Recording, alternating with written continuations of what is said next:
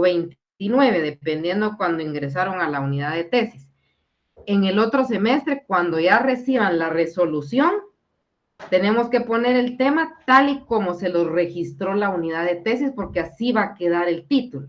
Entonces, ahorita no se angustien, aunque cambien algunas palabras, porque la sustancia del tema es el mismo. ¿Estamos claros con eso? Entonces, hoy le voy a pedir siempre a Saúl que pueda grabar la sesión y me va a tomar nota Ingrid Reyes de las observaciones que yo hago por escrito. ¿Por qué lo hago de esta manera? Para que cada uno cuando presente su plan pueda volver a escuchar la grabación o ver por escrito. Les suplico que cuando yo les revise el plan, por lo menos tárdense 2 o 3 días para poderlo enviar nuevamente, para que yo tenga fresco lo que les indiqué. Yo siempre también tomo mis notas y poderlo revisar. El 26 de junio es el último día de clases, ¿verdad? Entonces, sin más que agregar, Catherine, ¿me puede tomar la fotografía, por favor?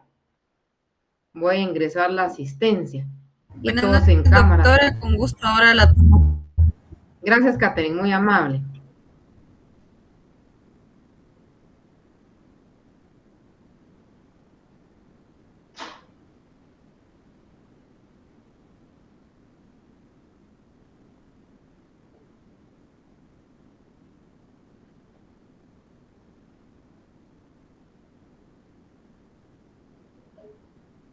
Vamos a ver.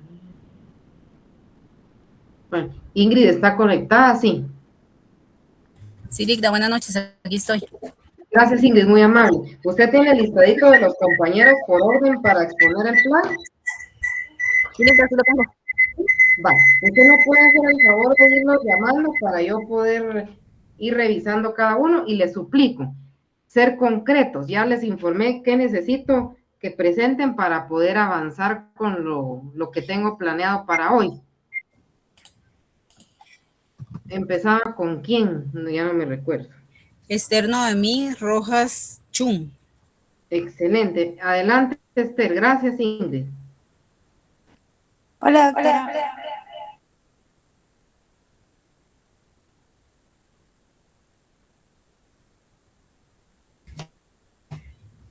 Perdón, doctora, tuve que salirme de mi teléfono porque por temas ahí ¿no?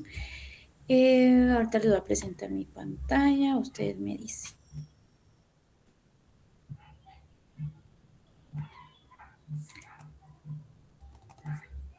¿Me cuenta, doctora, si ya lo puede visualizar?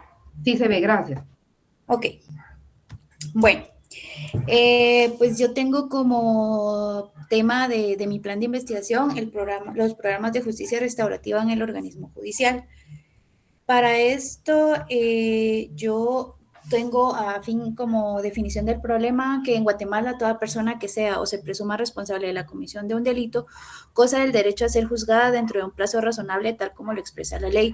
No obstante, la sobrecarga estructural del sistema judicial, la limitada experiencia de algunos operadores de justicia para promover otras alternativas y la inexistencia de recursos materiales humanos destinados a la tramitación de estos casos generan dilaciones indebidas que se tornan en procesos judiciales prolongados y poco eficaces. Delitos de escasa importancia civil pueden tramitarse mediante los criterios de oportunidad, los cuales buscan conciliar bajo mutuo acuerdo a las partes involucradas en un ilícito. Sin embargo, al existir jueces de paz que se inhiben de conocer dichos casos por contar con poca o escasa capacitación por parte del organismo judicial, el cansancio físico, emocional y mental que genera la sobrecarga judicial que existe, prefieren remitir a otros juzgados para que conozcan el caso, transformando que los procedimientos a ciertos delitos que pueden resolverse por otra vía se prolonguen y no cumplen su finalidad restaurativa, ocasionando la insatisfacción de los derechos de la víctima, como la imposición de una pena al infractor, que rara vez incorpora mecanismos efectivos para la reparación integral del daño y negando la posibilidad de que suma una responsabilidad activa en la restitución a la víctima y la sociedad. Esta situación evidencia una brecha entre los principios que orientan el sistema penal y su aplicación real. Ahora, como hipótesis, planteé que para la correcta aplicación de la justicia restaurativa en Guatemala, el organismo judicial puede priorizar e implementar capacitaciones constantes, atención psicológica, insumos electrónicos y materiales necesarios a los operadores de justicia para que funjan como conciliadores y mediadores a través de las y a través de esas medidas les brindarían las herramientas necesarias para que puedan realizar su trabajo de forma eficaz y eficiente. Esto representaría la reducción de carga laboral en los juzgados de instancias mayores, así como la reducción de las costas procesales para las partes.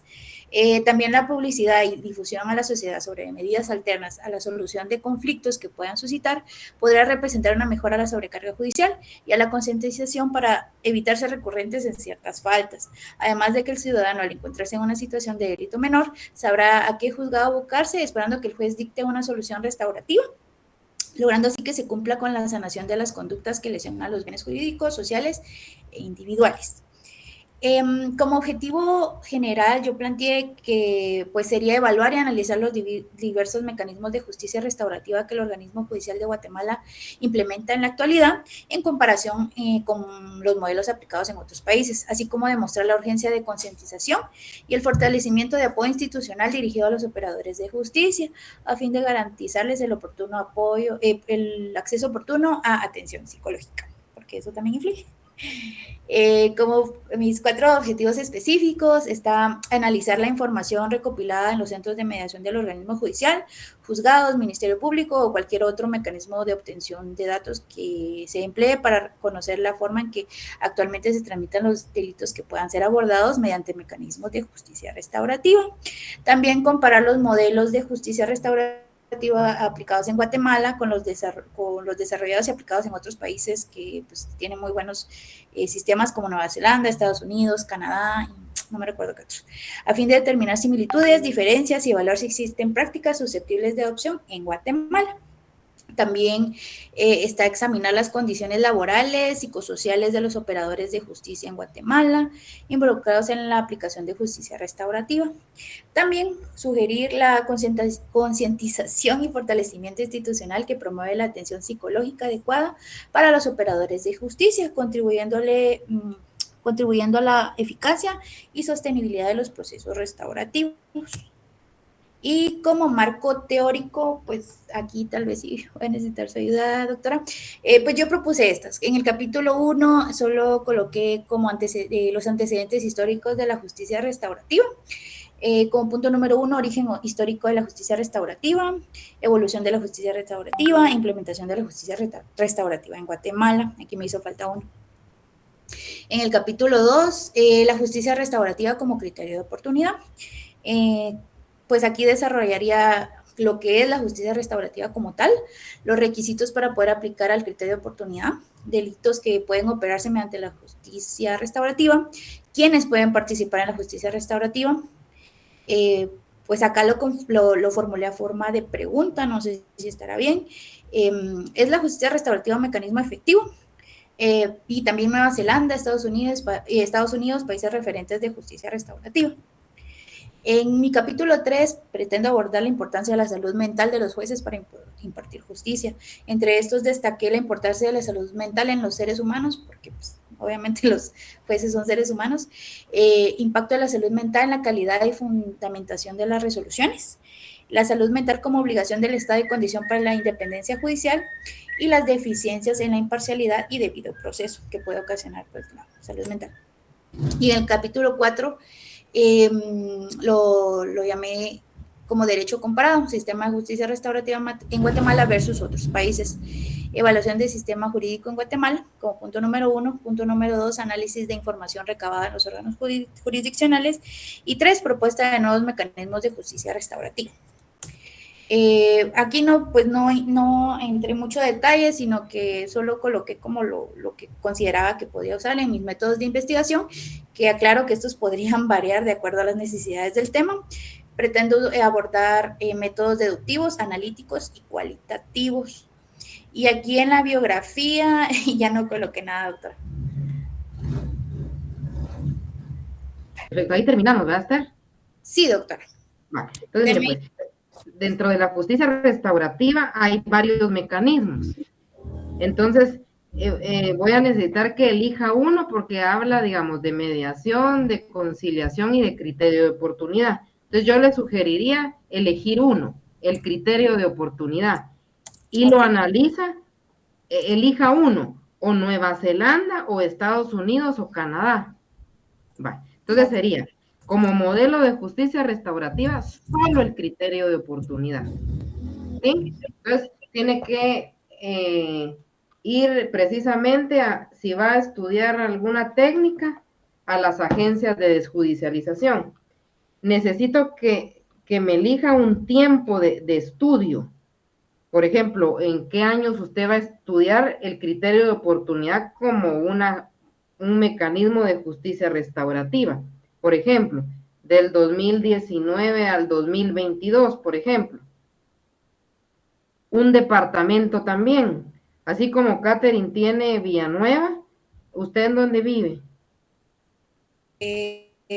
Zona 18. Va, podemos agarrar departamento de Guatemala.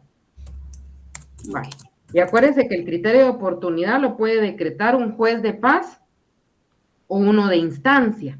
El criterio de oportunidad es una forma de resolver un conflicto penal cuando son delitos menos graves, no hay interés público dañado, hay acuerdo entre el ofendido y el sindicado, y el fiscal del caso está también anuente a que se aplique, ¿verdad? Entonces, tendremos que aplicar solo criterio de oportunidad. Entonces, en uno de los objetivos creo que tenía, ¿verdad, Esther? Visitar centros de conciliación. Entonces, solo cambiamos ahí. Sería investigar en juzgados de paz o de primera instancia en donde hayan aplicado el criterio de oportunidad. Quiero ver el general. Acá. Va, entonces dice, aquí sería poner, solo quiero ver el título, ¿cómo dice? De su tema. Es programas de justicia restaurativa en el organismo judicial. Espérame, entonces ahí así se lo aprobó la unidad de tesis. De hecho, ni siquiera me han enviado confirmación. Le pregunté a la doctora, a la licenciada Madison, y me dijo que no aparecía, pero que igual siguiera trabajando en mi tema. Va, entonces cuando dice programas de justicia restaurativa, como es el organismo judicial, sí tengo que hablar de los centros de mediación y conciliación. Ok. Entonces vamos bien. Olvide el criterio de oportunidad. Pasemos al objetivo general, quiero ver. Voy. Ya habíamos hablado el sábado, ¿verdad? Creo que sí. Correcto. Va, estamos bien.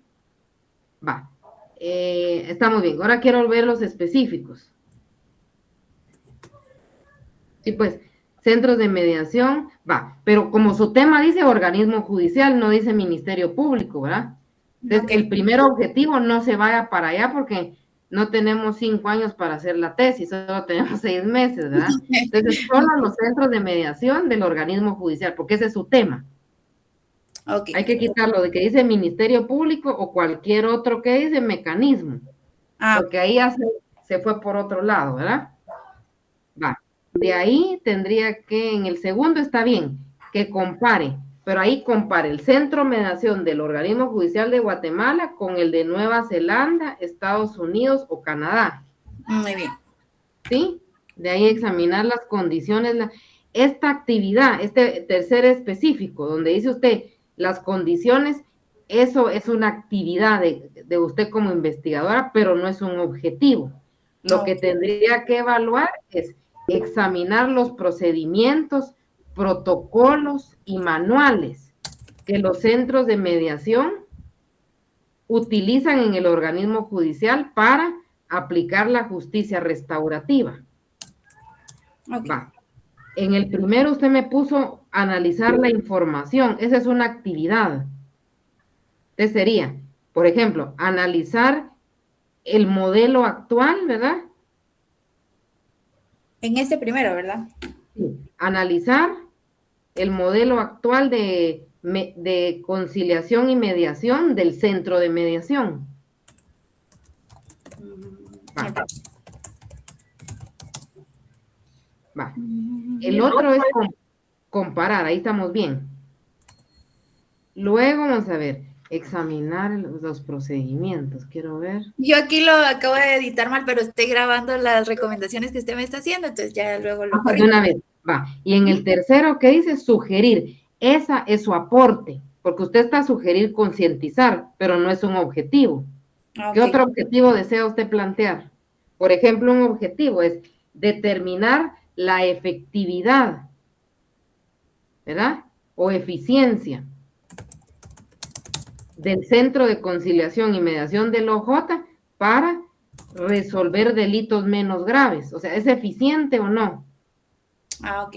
Va, entonces, en uno analizamos el modelo, en el otro Comparamos los modelos. comparamos, en el tercero miro el procedimiento y en el cuarto determino si es eficiente o no. Y usted puede determinar sí o no. ¿Estamos bien ahí? Ok, sí, doctor. Va. Entonces, vamos a como el título no podemos cambiar. Si dijera analizar el criterio de oportunidad, sí lo podemos meter, pero no. Vamos a tener que hablar de la conciliación y de la mediación, las dos cosas. ¿Cuál es la diferencia entre la conciliación y la mediación, Esther? Según Ahí. conciliar es como ser imparcial. No, conciliar es directo. Tenemos un problema entre Esther y Marisol. Y mediar es, vamos a resolver el conflicto, pero hay un tercero que nos ayuda a platicar porque usted está enojada, yo también, a formular posibles soluciones. La diferencia. Okay. La conciliación es entre usted y yo. Y la mediación hay un tercero capacitado que se llama facilitador. Eso tiene que buscar cómo opera un centro. Entonces, hay que ir al centro de mediación para ver cómo opera. Ahí va a ver que, por ejemplo, qué tipos de casos pueden ser objetos de mediación y conciliación. Imagínese que no se aplique para delitos menos graves, ese sería su aporte. Okay. ¿Ya? ¿Dudas que tenga? No, doctora, de momento solo eso. Mire, pues Esther, en el tercero usted me habla de la salud mental de los operadores. Eso no debe ir ahí porque ese es un aporte. Ah, bueno. Porque si su tema fuera analizar la salud mental de los jueces, yo le diría, vamos bien. Entonces, en el primer capítulo, al igual que Catherine, antecedentes históricos de la justicia restaurativa. Okay. En el segundo puede hablar centros de mediación y conciliación del organismo judicial. En el tercero, delitos menos graves, ¿verdad? Y en el cuarto, análisis y presentación de resultados, porque usted va a visitar un centro de mediación. Sí. Va, de Guatemala, porque usted me dice que está en la zona 18. Sí. Va, entonces, no, pero usted va, perdón, en el tercero haga el análisis comparado, ¿verdad? En el tercero. En el tercero, porque ahí la salud mental, perdone, ¿qué relación tiene con el tema? No, no.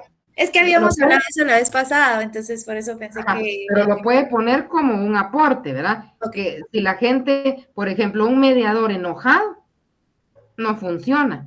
¿Cómo tiene que ser un mediador? Tiene que ser imparcial, contener la calma. Ajá, pacífico, que si alguna de las partes pierde el control, como él no desbordar sus emociones, tiene que ser muy sereno, ecuánime, inteligente, pero alguien demasiado colérico que con cualquier cosa explota no puede ser mediador, al contrario, agrava el conflicto.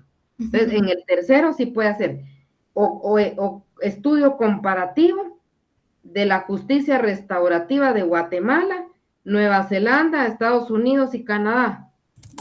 O elige los tres o uno. Ok. Por ejemplo, Guatemala y Nueva Zelanda. Ok. Vale.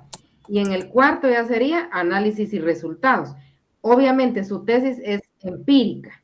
Entonces, tiene que ir a un centro de mediación y pedir, mira ustedes cómo resuelven. ¿Qué utilizan? Política, protocolo. Primero esos centros fueron creados a través de acuerdos del organismo judicial, porque acuérdense que en muchos procesos la conciliación es una de las fases principales, y eso aplica también en materia penal. ¿Cómo puedo conciliar un conflicto penal? puedo aplicar el procedimiento abreviado, el criterio de oportunidad y, ¿por qué no, la aceptación de cargos? Va, Ok. ¿dudas? No, solo eso, doctora. ¿No? Estamos bien. Sí. La salud mental lo puede incorporar como una conclusión, Ah, bueno. porque usted tiene que abonar cuál es el perfil del mediador. ¿Será que todos pueden ser mediadores? Mm, No, tengo que diseñar un perfil y excelente. estudiar los dos métodos, ¿verdad? Muy bien. Conciliación y mediación, y el lugar de estudio es el Centro de Mediación de Guatemala. Muy bien. ¿Estamos bien ahí? Vale. Sí, doctor. Muchas Perfecto. gracias. Gracias. Ingrid, ¿con quién sigo? Disculpe. Ay, ahorita dejo de presentar.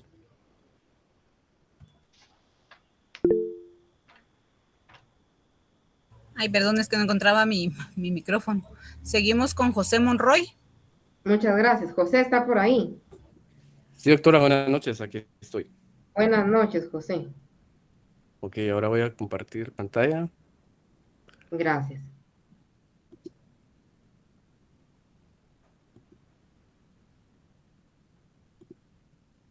Ahí ya veo perfecto. Ok, gracias. Bueno, entonces el tema de mi tesis será inteligencia artificial y privacidad de las víctimas de agresión sexual en el proceso penal. Y entonces tenemos la definición del problema, que es el trabajo de investigación denominado inteligencia artificial y riesgos para la identidad de las víctimas de agresión sexual en el proceso penal. Trata de exponer las utilidades y beneficios que pueden proporcionar herramientas de inteligencia artificial en la investigación y desarrollo del proceso penal guatemalteco, así como el riesgo latente que existe de la revictimización de las víctimas del delito de violencia sexual.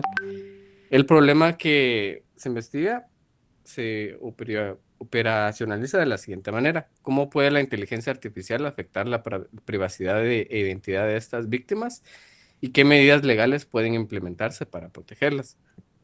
En cuanto a la hipótesis, tengo que, en relación a la definición del problema y planteando el plan de investigación, se formula el siguiente planteamiento. Al no existir regulación adecuada ni protocolos o tecnología adecuada para la protección de datos, el empleo de inteligencia artificial en el proceso penal aumenta el riesgo de vulneración de la identidad y privacidad de las víctimas de agresión sexual. En cuanto al objetivo general, tengo analizar los efectos jurídicos y procesales derivados de la implementación de herramientas de inteligencia artificial en la Administración de Justicia Penal en Guatemala, específicamente en casos de agresión sexual, para evaluar el impacto en la protección de los datos sensibles y la prevención de la revictimización. En cuanto a los objetivos específicos, el primero es verificar las formas en que actualmente se utiliza o puede utilizarse la inteligencia artificial en la investigación de delitos de índole sexual. El segundo es exponer los factores que perjudicarían y representarían riesgos de revictimización en delitos de agresión sexual en Guatemala. Y el tercero sería determinar los cambios estructurales, normativos y procesos que deben de ponerse en marcha para que garanticen la protección de la identidad sexual de las víctimas en el contexto del uso de la inteligencia artificial. Luego, ya con el marco teórico, en el primer capítulo tendría los fundamentos de la inteligencia artificial y el derecho a la privacidad. Se desarrollaría la definición y el propósito de la inteligencia artificial, la evolución histórica de la inteligencia artificial, desde modelos matemáticos hasta los más recientes. Luego, el derecho a la privacidad y la protección de los datos en el entorno digital y los principios rectores para el tratamiento de datos sensibles en el proceso penal. En el capítulo 2 sería delitos de agresión sexual y la protección de la víctima. En esto revisaría la regulación legal de los delitos de agresión sexual en Guatemala, el fenómeno de la revictimización en el sistema de justicia, el derecho a la confidencialidad y el impacto de la estigmatización. Luego, la responsabilidad y límites del poder punitivo en el manejo de información sensible. En el capítulo 3 sería la implementación de la inteligencia artificial en el ámbito jurídico y sus implicaciones. Acá abordaría las aplicaciones de la inteligencia artificial en la administración de justicia penal, la eficiencia del sistema judicial versus la seguridad de los datos procesales, los vacíos legales y la incertidumbre jurídica de la inteligencia artificial en Guatemala. Y por último, los riesgos técnicos y jurídicos para la identidad de las víctimas de agresión sexual. En el último capítulo serían los riesgos y desafíos del uso de la inteligencia artificial. Primero tengo que es la carencia de regulación específica para la inteligencia artificial en el proceso penal guatemalteco. Luego la insuficiencia de la Ley de Acceso a la Información Pública, del Decreto 57-2008, ante las nuevas tecnologías y la evolución del derecho y la protección de los derechos fundamentales frente al avance tecnológico. Y por último, las estrategias institucionales para el uso responsable de la inteligencia artificial. Esto incluye marcos legislativos, protocolos de seguridad y la capacitación del personal de los órganos de justicia. Y en cuanto a los métodos, pues se utilizaría el deductivo. Esto sería partiendo de aspectos generales relacionados con la inteligencia artificial y los datos personales. Y luego, de esa forma, cómo esas tecnologías pueden afectar la entidad de las víctimas de agresión sexual en el proceso penal guatemalteco. También sería el método inductivo, que este sería analizando situaciones particulares donde haya sucedido, relacionadas al uso de la inteligencia artificial en el ámbito judicial y especialmente en el manejo de información sensible de las víctimas, y a partir de esas observaciones establecer las conclusiones sobre los riesgos que pueden darse. También el método jurídico, que esto sería analizar las normas jurídicas relacionadas con la privacidad y la protección de datos personales y derechos de las víctimas en el proceso penal guatemalteco. Y así también revisar la legislación nacional e internacional y como doctrina y principios también vinculados al uso de la inteligencia artificial.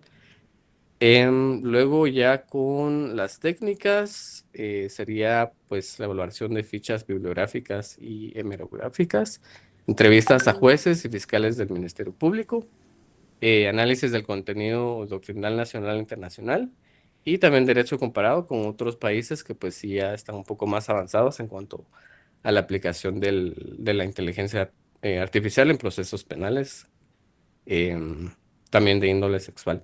Eso es lo que he desarrollado, doctora. Gracias, José. Vamos a ver, vamos a delimitar, solo quiero ver su título y me informa si la unidad de tesis le confirmó el título. Ok, sí, el título es este, que sí está confirmado con el documento que el compañero compartió, sí, es el mismo que tengo acá. Va. Entonces, mire, pues, vamos a estudiar específicamente el artículo 173 bis del Código Penal, el delito de agresión sexual. Y mire, pues ahí dice, ¿verdad? Quien con violencia física o psicológica realice actos con fines sexuales o eróticos a otra persona, al agresor o a sí misma, siempre que no constituye delito de violación, será sancionado con prisión de 5 a 8 años. Siempre se comete este delito cuando la víctima sea una persona menor de 14 años de edad o cuando sea una persona con incapacidad volitiva o cognitiva, aun cuando no medie evidencia sería o violencia debe ser ahí, física o psicológica. La pena se impondrá sin perjuicio de las penas que puedan corresponder por la comisión de otros delitos. Vale. Entonces, nuestro enfoque, José, es victimológico, ¿verdad? Usted lo que quiere demostrar es cómo la inteligencia artificial y sus herramientas pueden servir para que, por ejemplo, las víctimas no estén compareciendo a todo el proceso penal, sino que a través de la inteligencia artificial, y hablo de una, las videoaudiencias puedan participar en el proceso sin estar in situ. Ese es uno. Otro elemento que usted me puso, quiero ver, póngame el objetivo general, porque acuérdese que de inteligencia artificial no sé cuál determinó usted, perfilación criminal o cuál. Bueno, más que todo sería en el análisis de los datos, por ejemplo, de todos esos documentos o fotografías o videos que existan, como que para que sea más rápido el procesamiento. Entonces pensemos, ¿qué pruebas se pueden incorporar en el delito de agresión sexual? ¿Qué se le ocurre a usted de lo que ha estudiado? Pues, como mencionaba, sería más que todo imágenes o videos que tomen sin el consentimiento, por ejemplo, de la persona. Entonces tenemos que limitar porque las pruebas van a haber muchas. Entonces, delimite para videos y fotografías, ¿verdad? Recabadas por medio de inteligencia artificial. Y ahí hay que ver varias cosas, ¿verdad, José? Primero, la admisibilidad de la prueba, la pertinencia y la utilidad. porque la inteligencia artificial, si bien es bondadosa, puede tener margen de error. Entonces, ¿cómo los Ok. jueces pueden acreditar que las pruebas sean fehacientes o extraídas? Por ejemplo, usted tiene como 22 años más o menos. No, ya tengo 29. Ah, va, se mira joven, lo felicito. Sí, Usted no gracias. conoció las cámaras con rollo, ¿verdad? Sí, todavía. Ujú. Todavía, va. Entonces, Sí. imagínese cómo concatenar las fotografías tomadas por un rollo Ujú. con la inteligencia artificial. ¿Qué margen de error puede haber y cómo las incorporo dentro del proceso penal? Porque eso es, por ejemplo, con las fotografías a través de rollo, ¿cómo se aportan esas al proceso penal, José? Mm, Bueno, sería con las fotografías físicas, ¿no? Sí, pero las tengo que Ya. legalizar, porque Ok. un notario puede decir, fueron reproducidas, primero actúa a ruego, ¿verdad? Entonces, Ajá. las incorpora y dice las fotografías que me presenta, por ejemplo, el querellante adhesivo José Monroy fueron extraídas del rollo tipo tal y fueron reveladas en mi presencia. ¿Qué tendría que Ok. hacer yo? Llevar el rollo a Quick Photo, esperar y que el notario ahí lo legalice, porque el Así notario va es. a participar en todo el proceso, ¿verdad? Va. Ajá. Entonces, concatenemos eso a cómo lo incorporo con inteligencia artificial. ¿Qué se le ocurre a usted? Porque será que el notario va a saber sobre inteligencia artificial y saber si el video o la imagen es verídica, es real, o fue, no es maquillada, sino cuál sería el término, manipulada o Manipular. alterada. Porque, por Ujú. ejemplo, la mayoría de gente en el Facebook se quita arrugas, canas, se agranda los ojos, se pinta. ¿Qué pasa con una fotografía extraída por inteligencia artificial? Ok. ¿Verdad? Va. Entonces usted pone aquí analizar los efectos jurídicos y procesales derivados de la implementación de herramientas específicamente en los casos, va. Entonces habría que aquí cambiar, ¿verdad? Ujú. Analizar la pertinencia. Ok. Si quiere, póngalo ahí. La pertinencia y admisibilidad de los videos y fotografías obtenidos por herramientas de la inteligencia artificial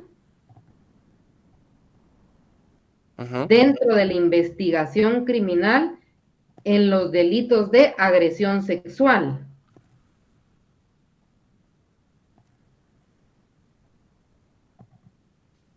Porque primero ¿será pertinente ese mecanismo? Va. Y lo Ujú. otro será, ¿cómo lo admito? ¿Cómo lo van a admitir los jueces si no tenemos ley?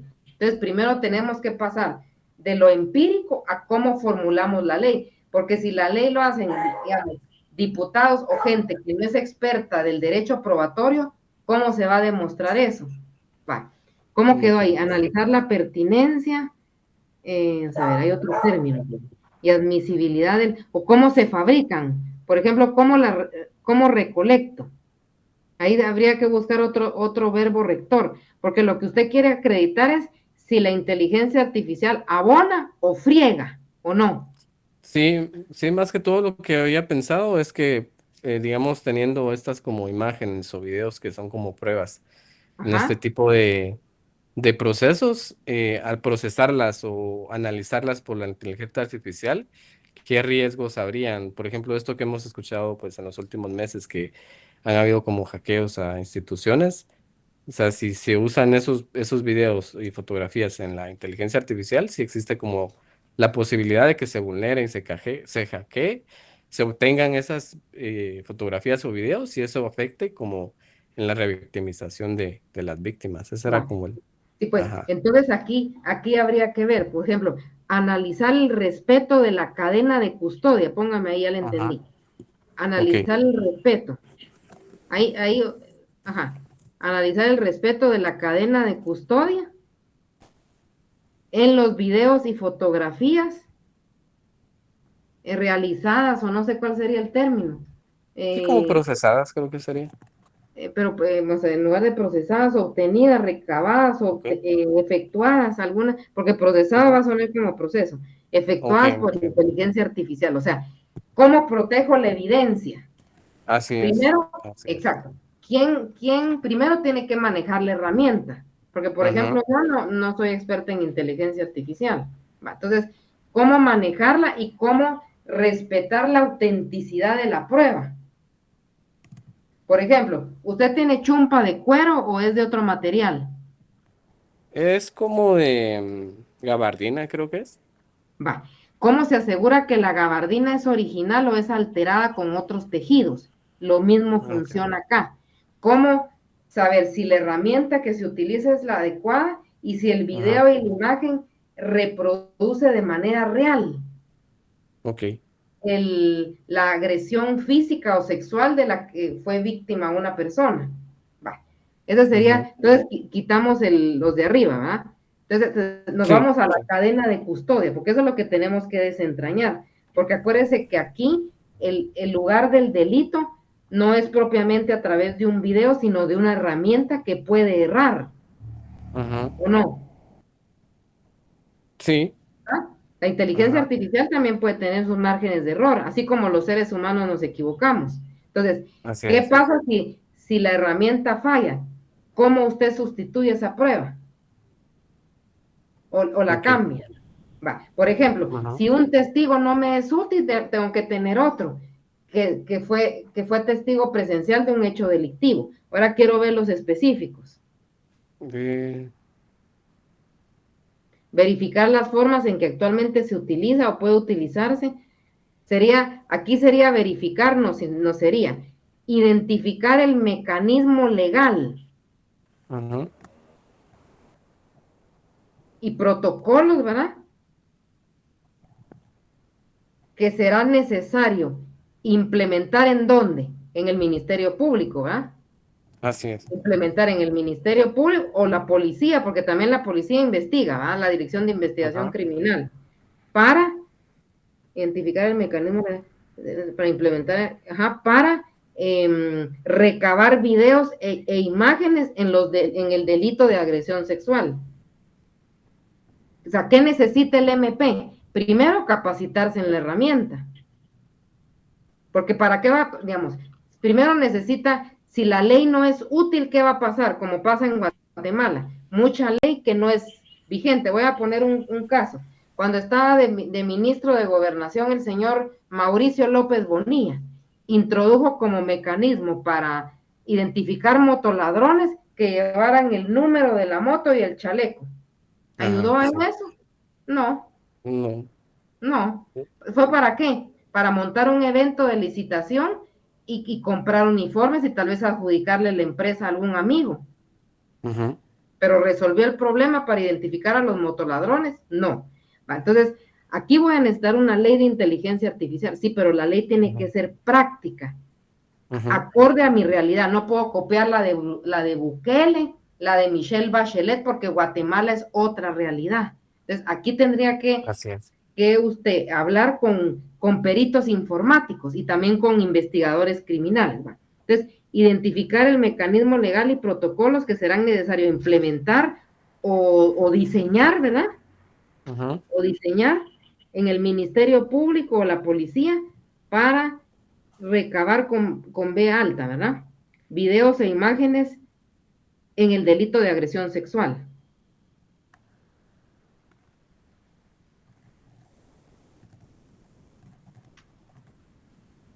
¿Va? Ay, Aquí, ajá. en el segundo, podríamos poner determinar las debilidades que pueden presentarse de emplear herramientas de la inteligencia artificial en la recabación de videos, imágenes en el delito de agresión sexual. ¿Qué debilidad hay? Se me va la luz, la persona no sabe manejar la herramienta. ¿Qué márgenes de error hay? Debilidades o posibles errores que presente la herramienta, ¿verdad? Ujú. Va. Ok, sí, Estamos bien. igual lo estoy grabando, doctora, para poder Excelente. ya tenerlo El, después. Ajá. El tercero, Sí. José, quiero ver, determinar los cambios estructurales normativos. Entonces, ahí sería, vamos a ver, determinar. Aquí lo que quiere decir usted, ¿qué ley necesito? Sí, exacto. Entonces, evaluar la emisión de una ley de inteligencia artificial, evaluar la emisión de una ley ordinaria, ¿verdad?, de inteligencia artificial o reformas al Código Procesal Penal que introduzca herramientas o plataformas, ¿verdad?, de la inteligencia artificial para recabar videos, lo mismo, videos e imágenes en el delito de agresión sexual. Ahí ya va mejor, ¿va? Así es, sí, sí. ¿Y el cuarto? Cuarto creo que no, solo puse 3, pero sí voy Pero a... podríamos poner como 4, como en el 2 ponemos las debilidades, ahora determinemos los beneficios. O sea, no solo seamos criticones Sí me parece muy bien. negativos, ¿va? Determinar Sí. las bondades o beneficios que las herramientas de inteligencia artificial para recabar videos e imágenes en el delito pueden beneficiarse en el proceso penal. Va. Entonces, primero vamos, ¿va? Primero, la debilidad, el beneficio. ¿Qué protocolo necesito y qué ley? Porque no tenemos nada, ¿o no? Sí, sí, es correcto. Ajá. Aquí le puede cambiar el orden. Primero puede empezar en la ley, primero la debilidad, luego la bondad, luego el mecanismo y luego la ley, o como guste. Pero Sí, ya muy va bien, con, doctora. ¿verdad? Ahí vamos Ok, bien. Va. sí, sí. En el capítulo 1, José, necesito que me lo denomine antecedentes históricos de la inteligencia artificial. No fundamentos, sino antecedentes históricos de la inteligencia artificial. Va. Como usted quiere hablar de la privacidad, perfecto. Entonces, hablemoslo en el segundo capítulo. ¿Qué es ese derecho a la privacidad? En el segundo, por ejemplo, derecho, ¿es constitucional o es inconstitucional? ¿Dónde encuentra el Sí. derecho a la privacidad? Eh, ¿Es números clausus o números apertus? ¿Qué es eso, José? bueno, números apertos es que contempla Que no no está solo las que regulado. están establecidas en la ley, Por sino ejemplo, otras. yo tengo el derecho a la felicidad o no. Sí, por Va. supuesto. El Ajá. que no esté regulado en la Constitución no significa que sea inconstitucional. Eso se llama bloque de constitucionalidad. Va. Entonces, estúdiese, derecho a la privacidad Ok, ese sería en el en el 2. segundo. Ok, Sí, en el voy a primero nos apuntar aquí. quedó antecedentes históricos de la IA, ¿va? Sí, así es, Va. Ahí le antecedentes. quita derecho a la privacidad. Va. Ok. En el segundo, ¿qué desea usted hablar ahí? ¿Del delito o del derecho a la privacidad? Pues me parece bien el derecho como usted lo mencionaba. Va. Entonces sería Ajá. derecho a la privacidad. En Guatemala le puede poner. Entonces ahí Ok. estudie un concepto, dónde se regula o si no se regula. Y ya lo va Muy bien. concatenando en cómo respeto la privacidad de las personas si sin su autorización extraje un video o una imagen con inteligencia artificial. Ujú. Va. Tercer capítulo, quiero ver, ya vamos al delito de agresión sexual. Aquí me tiene que definir qué es el delito, los verbos rectores, los elementos del delito. Entonces le Ok. podría poner el delito de agresión sexual y su Ujú. investigación criminal a través de herramientas de inteligencia artificial, porque eso es lo que vamos a estudiar, ¿va? Así es. Delito de agresión sexual y su investigación criminal a través de herramientas de la inteligencia artificial. Todo tiene lógica. Ajá. Va. Y en el quinto ya presentamos los resultados. ¿Usted qué va a investigar? Tiene que ir a investigar primero herramientas, meterse una herramienta de inteligencia artificial. Segundo, investigar fiscales que vean ese delito de agresión sexual y Así preguntarles, es. mire, ¿en qué le apoyaría la inteligencia artificial? Y puede ser, y no se va a frustrar, que su hipótesis se conteste de manera negativa, porque le va a decir la Sí. gente, no, eso no sirve. Sí, es No le va a... probable. Ajá. Va, exacto. Como muchos nos rehusamos a utilizar el Google Meet, ahora ya nos acostumbramos, pero el ser humano se tarda entre 20 días o más para cambiar de costumbre. Pasar de sucio a limpio le lleva 20 días, a bañarse 2 veces Ajá. al día, ¿verdad? Va. Así es. Y en el cuarto entonces sería análisis y presentación de resultados de las técnicas de investigación. Ok. Y resultados de las técnicas. Ahí me tiene que indicar siempre si se respondió la hipótesis y se alcanzaron los objetivos. Y para todos los de la clase, que los 4 capítulos siempre hagan relación a la hipótesis y los objetivos, porque si no se van a perder, como le pudo haber pasado con Esther, que pasamos de la justicia restaurativa a hablar de la salud mental de los jueces. Y no es crítica destructiva, ¿verdad, Esther? Sino es constructiva, porque es cierto, los jueces se ven dañados porque con ver tanto crimen, ¿verdad, Esther? Empezamos con las champurradas y terminamos con el Papa. Algo así, ¿verdad? No se preocupe, doctora, ya lo veo, ya, gracias. Nos ayuda, me ayudó. Perfecto, José. Va bien, lo felicito. José, Ok, ¿cuál es su nombre gracias. completo? Perdone. Es José Daniel Gallina Monroy. Ah, va. ¿Usted es cristiano? Sí. Sí, lo felicito. Va. Excelente, José. Me hace las correcciones 2, 3 días y me las manda porque así estoy fresca aquí. Muy bien, doctora. En mi Muchas cuaderno. gracias. Dudas que tenga, igual Esther. No, de momento no, ¿No? doctora, Nos gracias. quedó chulo, ¿va? Sí, claro. Va, perfecto. Va, siguiente. Gracias, José. Ingrid, Gracias. ¿quién me toca? Jennifer Patzán y se prepara Guillermo René Cermeño, por favor. Excelente. Jennifer, pues a ver, notificaciones electrónicas.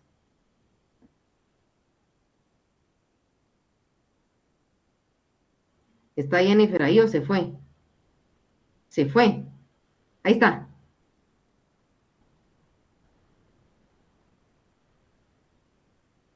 Jennifer todavía no se ve su presentación. Y no sé por qué. Algo me está pasando acá.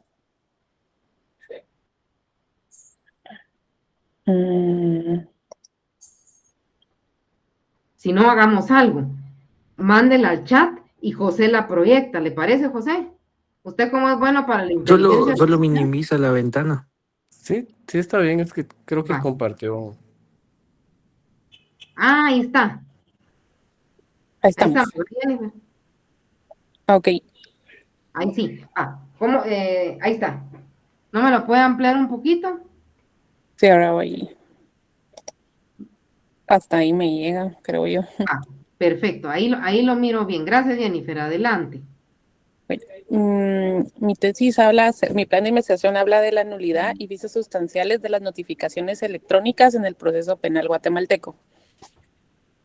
El problema o problemática a abordar, que es en el proceso penal guatemalteco, la comunicación de actos procesales entre sujetos procesales y jueces es una pieza clave para garantizar los derechos fundamentales como el debido proceso y el derecho de defensa. Usualmente esas comunicaciones para los sujetos procesales se realizaban de manera física, pero en los últimos años la implementación de la tecnología ha alcanzado la legislación guatemalteca y se ha incorporado las notificaciones electrónicas como medio de comunicación en el ámbito penal. Sin embargo, esta transición no ha estado exenta de desafíos. Si bien las notificaciones electrónicas prometen celeridad en el proceso penal, al mismo tiempo han generado una serie de vicios sustanciales. Estos vicios tales como notificaciones defectuosas, falta de confirmación del receptor o la imposibilidad de verificación de la recepción pueden afectar de manera directa los derechos de los sujetos procesales.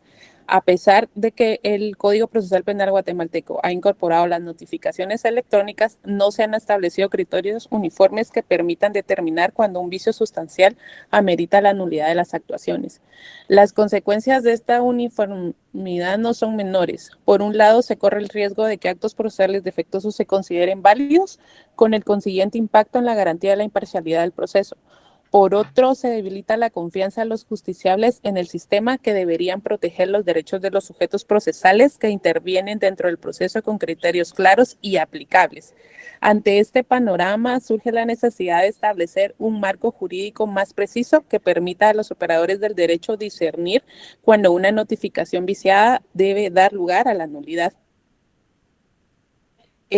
Cuando hablo de la hipótesis, dentro del ordenamiento jurídico guatemalteco en materia penal, la insuficiente regulación de los criterios de nulidad aplicable a los vicios sustanciales en las notificaciones electrónicas permite una aplicación arbitraria de dichas diligencias, debilitando las garantías constitucionales, lo que propicia la convalidación de actos procesales viciados, afectando la validez del proceso penal y generando inseguridad jurídica. Yo agregué la justificación también, pero creo que no la están leyendo. Igual la leo. Sí, o si gusta nos la explica. Gracias, Jennifer. Bueno, la justificación del plan es que la presente investigación se justifica en la creciente incorporación de la tecnología de la información en la Administración de Justicia Penal guatemalteca, particularmente en el uso de las notificaciones, como mecanismo para agilizar la comunicación procesal. Si bien estas herramientas contribuyen a la celeridad y eficiencia del proceso, también plantean nuevos desafíos en cuanto a la validez de los actos procesales, cuando se presentan errores o irregularidades en su implementación. En este contexto resulta fundamental analizar la figura de la nulidad y los vicios derivados de las notificaciones electrónicas, en tanto que dichas irregularidades pueden incidir directamente en el respeto de las garantías constitucionales, especialmente en el derecho de defensa y el debido proceso, de conformidad con el artículo 12 de la Constitución Política de la República de Guatemala. La falta de una notificación válida o efectiva puede generar situaciones de indefensión, afectando la posibilidad real de las partes de ejercer sus derechos dentro del proceso penal. Dentro de los objetivos, tenemos el objetivo general, determinar cómo la falta de regulación clara sobre los vicios sustanciales y las nulidades en las notificaciones electrónicas dentro del proceso penal guatemalteco afecta la validez de los actos procesales, las garantías constitucionales y la seguridad jurídica, con el propósito de establecer criterios jurídicos que aseguren una adecuada tutela del debido proceso. Dentro de los objetivos específicos está estudiar los fundamentos doctrinarios y legales de la nulidad procesal y los vicios sustanciales dentro del derecho penal guatemalteco, explicar el marco legal que regule las notificaciones electrónicas en el proceso penal, determinar los vacíos o deficiencias existentes en la regulación de los criterios de nulidad aplicable a las notificaciones electrónicas dentro del proceso penal guatemalteco y proponer lineamientos jurídicos y criterios de interpretación que contribuyan a fortalecer la seguridad jurídica y la correcta aplicación de las nulidades procesales derivadas de los vicios sustanciales. En mi marco teórico, acá coloqué en el capítulo 1 las notificaciones en el proceso penal guatemalteco y pues yo creo que acá le tengo que modificar por lo que nos ha dicho doctora, porque acá había colocado, por ejemplo, el notificador, las clases de notificación en materia penal guatemalteca, las notificaciones electrónicas y la modernización judicial. En el capítulo 2, la regulación jurídica. Tendríamos que hablar, perdone Jennifer, en el 1, los antecedentes históricos de la notificación electrónica y del casillero electrónico en materia penal, ¿verdad? Pongámoslo de una vez. ¿Cómo surgió? Eso fue en el 2019, ¿verdad? Sí, la notificación. El casillero y las notificaciones, porque sin casillero no hay notificación electrónica. No. Perdone Jennifer, después de que termine ahí, ¿no me puede regresar a los objetivos? No quiero ver una... Ok. En el capítulo 2, la regulación jurídica de las notificaciones electrónicas en Guatemala, entonces acá están las consideraciones sobre las regulaciones de las notificaciones, la regulación con la Constitución, con el Código Procesal, con la ley del organismo judicial, los acuerdos y reglamentos por la Corte Suprema, requisitos de validez de las notificaciones electrónicas, los vacíos y limitaciones de la regulación jurídica vigente. Y luego, en el capítulo 3, vicios sustanciales y nulidad en las notificaciones electrónicas del proceso penal guatemalteco, consideraciones generales sobre los vicios y la nulidad procesal y las consideraciones finales en el capítulo. Y en el capítulo 4, análisis crítico de la regulación guatemalteca y comprobación de la hipótesis. Y insuficiencia de regulación normativa en las notificaciones electrónicas dentro del proceso penal guatemalteco, convalidación de actos procesales viciados y comprobación de la hipótesis. Luego vienen los métodos y técnicas. ¿Quiere que regrese a los objetivos? Sí, Jennifer, si me hace favor. Lo quiero ver acá. Como usted es notificadora, aquí lo que tenemos que determinar como objetivos generales, ¿cuál es el procedimiento legal para interponer nulidad en las notificaciones electrónicas? Porque la falta de regulación no la vamos a demostrar porque ya la sabemos. Es como un hecho notorio. Entonces ahí sería determinar el procedimiento legal para interponer la nulidad de la notificación electrónica. Es decir, ¿cómo presento la nulidad? Ahí estamos bien, ¿va? Por ejemplo, ¿de qué se quejan los abogados? Que no les llega al casillero, que extraviaron la contraseña o que les llegó fuera de tiempo. Eso es lo que usualmente mencionan. O incluso lo que le comentaba una vez de que ellos no pueden como ver los anexos y dicen que no se adjuntan los documentos, sin embargo, no abren, no saben cómo usar, por ejemplo, el casillero electrónico muchas veces. Exacto. Entonces, por ejemplo, ahí tuvo que haber iniciado un proceso el organismo judicial de capacitar a los abogados o hacer videos tutoriales y cargarlos en el organismo judicial, en la plataforma, como videitos instructivos, ¿verdad? Entonces sería determinar el procedimiento legal para interponer la nulidad de la notificación electrónica. Y aquí habría que poner ahí, ¿cuándo se ha incurrido en un error? Y ahí lo tiene que poner usted. ¿Qué tipo de error? ¿Error en la herramienta? Lo que me decía, ¿en el código de barra o cuál es el error? Sí, en la plataforma como tal o inclusive en el casillero electrónico. Exacto. En el uso del casillero podría ser. Y ahí sería sin importar que el error sea imputable al notario, al abogado que no pueda utilizar la herramienta o a los compañeros de informática del organismo judicial que diseñaron el casillero. Ok. Ahí está. Va, sería el procedimiento. En el estudiar los fundamentos de la nulidad procesal y los vicios sustanciales dentro de la nulidad procesal. Ahí sería vicios sustanciales de la notificación, ¿verdad? En el estudio de la notificación. ¿Va a hablar primero de la notificación escrita o de una vez de la electrónica? Pues como en el capítulo 1 hablo acerca de las clases de notificaciones y luego habla de la modernización de la notificación como tal. Ajá.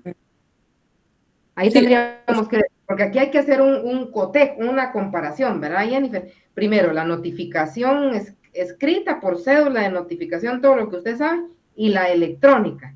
¿En dónde puede haber margen de error? Porque lo que van a decir siempre los abogados es que como mecanismo de defensa es que no les ingresó. Sí. Pero ¿cómo van a verificar ustedes si eso es cierto o no? Eso es un tema también de inteligencia artificial. ¿O no? Sí. Entonces sería estudiar los fundamentos doctrinarios. Yo pondría también los prácticos, porque el notificador, su actividad es práctica, ¿va? Práctica y legal de la nulidad procesal, ¿de qué? Sería de la nulidad de las notificaciones en papel y las electrónicas. De la nulidad de las notificaciones en papel, físicas y electrónicas. Exacto. ¿Cómo presento una nulidad por escrito? Incluso yo podría presentar una actividad procesal defectuosa, ¿verdad? Sí, lo hacen a través de devolución de cédula con un memorial, entonces dependiendo si el error pues ya incurre, por ejemplo, en plazos, pues ya se puede ver lo de la actividad profesional. Exacto, entonces ahí usted puede estudiar los dos supuestos. Bueno, si hay un error, la devuelve y se vuelve a realizar, pero si la admitió así y no se percató, plantea una actividad procesal defectuosa. Vale. Ahora miremos la 2, examinar el marco legal que regula muy bien. ¿En dónde se regula las notificaciones electrónicas? En acuerdos de la Corte, ¿verdad? Sí, ahí se reguló en un acuerdo. Va, entonces, más que explicar sería analizar, analizar, en lugar de, ahí no es marco legal, sino sería los acuerdos emitidos por el organismo judicial que implementaron el casillero electrónico y las notificaciones electrónicas. Pero ¿para qué lo voy a analizar? ¿Verdad? Analizarlo, los acuerdos emitidos por el organismo que dieron nacimiento, ¿verdad? al casillero electrónico y a las notificaciones electrónicas para identificar sus beneficios, por ejemplo, porque es por distancia, ¿va? Sí. Va. Sí. Sí. Igual estoy grabando también, pero analizar los acuerdos emitidos por el organismo judicial que dieron nacimiento al casillero electrónico. Y a las notificaciones electrónicas para identificar sus beneficios, ¿verdad? Ok. O sea, ¿en qué se benefició la notificación? A mí me encanta el casillero porque ahí me notifican, bueno, yo que litigo laboral, va. En el tercero, ahí no tenemos que determinar los vacíos, sino determinar qué debilidades. Determinar las debilidades frecuentes o, bueno, no, en general, debilidades del casillero electrónico y de las notificaciones electrónicas. Ahí usted mira cosas. Usted, como notificadora, usted mira los beneficios y las debilidades, ¿va? Ujú. Sí. Y luego ahí, ¿sabe? No, ahí ya tenemos 4 objetivos. La cuarta es que esta se corrió este número, pero Va. la 4 es proponer lineamientos jurídicos y criterios de interpretación que contribuyan a fortalecer la seguridad jurídica y la correcta aplicación de las nulidades procesales derivadas de vicios sustanciales. Va, aquí pondría yo, introducir reformas, no sé dónde cree usted, en la ley del organismo judicial y en el Código Procesal Penal para resolver los errores, ¿verdad?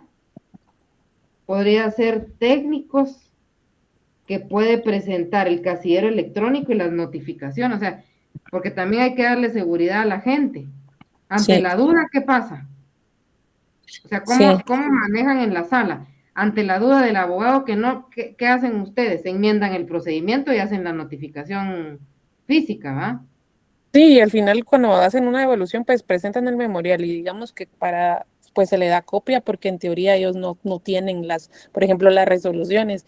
Y al fin, y ahí regresamos a lo mismo, regresamos al papel.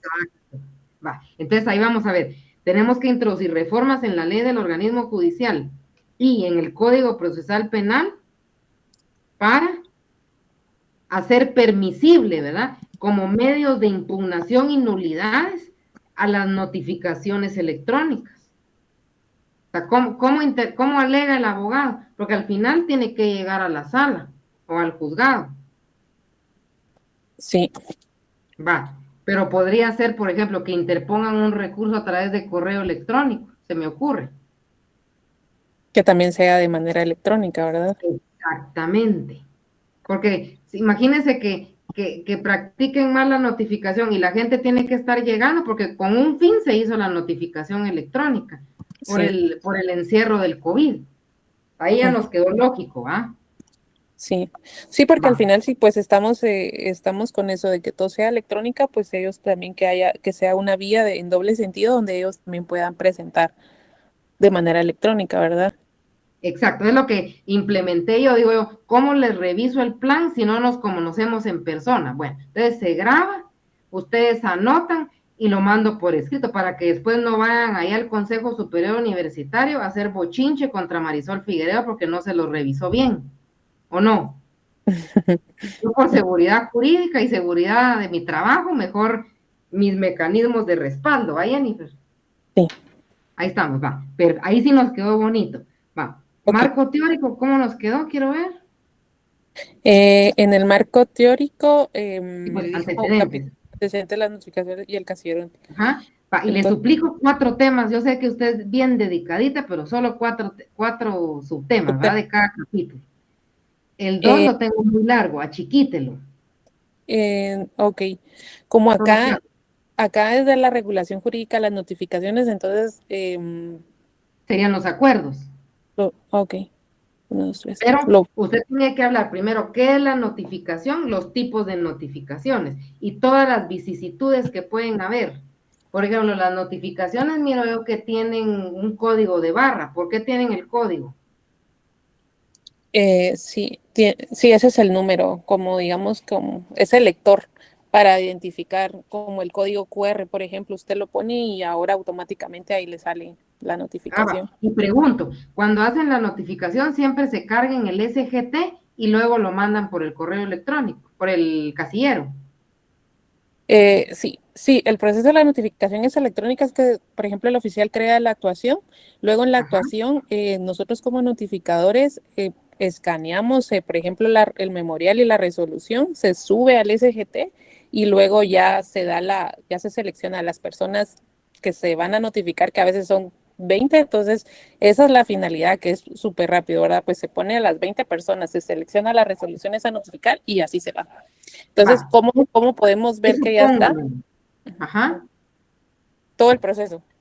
Sí, porque tienen que tener un manual, aparte del acuerdo del OJ, tiene que haber un manual de notificaciones electrónicas. No sé si tiene el manual por ahí. Sí. Pero esto siempre en el capítulo 1. Yo lo pondría en el 2, porque en el 1 usted está hablando cómo nació la notificación electrónica. Entonces usted tendría que hacer como un antecedente. Derivado a la pandemia y a la dificultad para que las personas se presenten in situ a la sala, la Corte Suprema de Justicia, no sé si fue el Pleno o alguna Cámara, emitió el acuerdo número tal en donde incorporó como nueva modalidad de notificación en sustitución de tal y tal.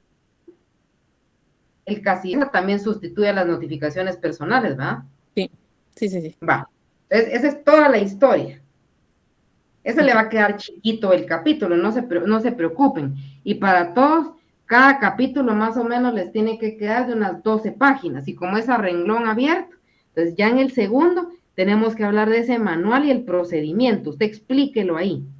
Y lo puede concatenar cómo hace una notificación física y cómo hace una electrónica. Ok. Va. Esa es la regulación. Va. Física y electrónica. En el tercer capítulo, ¿qué puso? Solo 4 subtemas, ¿va, Jennifer? Ok, está bien. Aquí ya hablamos acerca de los vicios sustanciales y la nulidad en las notificaciones electrónicas. Entonces, como las consideraciones... Tiene que hablar usted. Primero, ¿qué es un vicio sustancial? Que me equivoqué en la hora, en la persona, en el delito, no llevó el código de vara, no acompañé las copias, no lo mandé. ¿Qué es vicio sustancial de la notificación? Bueno, y las dos modalidades, si lo devuelve o la vuelve a realizar o enmienda el procedimiento. Ok. Porque acuérdense que los errores pueden ser también imputables a la plataforma o a uno mismo. Lo que pasa es que también por ego puede ser que el juez no quiera reconocer o el notificador, y no me refiero a usted, pero uno también se equivoca, ¿o no? Sí, no, sí nos ha pasado. Ajá, entonces cuando uno mira que se equivoca, antes de que nos denuncien en el régimen, mejor podemos hacer la notificación. Sí, y ¿verdad? ha pasado porque esto como se ha implementado es una vez se va la notificación electrónica ya no hay manera de regresar o de revertir, o sea, si usted se confundió pues así se va y vuelve a hacer otra y entonces ahí el sujeto ya recibe 2 notificaciones, la errónea y la correcta. Eso habría que poner, ¿cómo rectifica eso? Por ejemplo, usted puede poner, en la práctica ha suscitado eso y cómo lo demuestra usted. Entonces, ¿cómo subsanan ustedes ese error? Porque no es imputable al abogado, ¿verdad? Entonces, todo lo que entiendo yo y qué es un vicio sustancial cómo planteo la nulidad y qué tipos, va. Vámonos al procesal civil, ¿qué tipos de nulidades poseo o regula el código? ¿Se recuerda? En civil, ¿cómo se plantea? La nulidad de la ley de vicios del procedimiento. Por si alguien tiene ahí procesal civil, se me puede chequear. Pero entonces habría que ver qué tipo de nulidad hay, porque puede ser que la nulidad sea por el procedimiento que usted lo hizo, cargó mal, digamos, o que la nulidad sea porque la notificación tiene un vicio absoluto. ¿Sí, Gloria? Aquí estamos en el artículo 613 del Código Procesal Civil. Ajá. Y ¿lo leo o...? No, solo nulidad de qué dice, del procedimiento y de la ley.